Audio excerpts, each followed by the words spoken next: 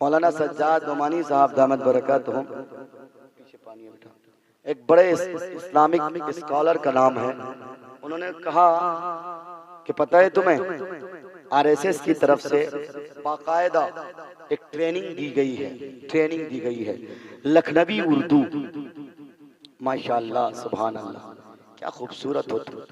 और पता है हर डिपार्टमेंट में नौजवान लड़कों को रखा गया है, हर डिपार्टमेंट, कॉलेज का डिपार्टमेंट हो, ऑफिसेज का डिपार्टमेंट हो, रेलवे ट्रैक का डिपार्टमेंट हो, हर डिपार्टमेंट में नौजवान लड़कों को फैला दिया गया है।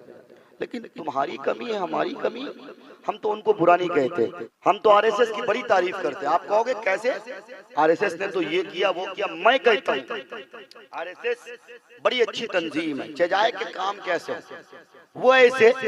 आरएसएस ने डोर टू डोर अपना संदेश पहुंचाया है।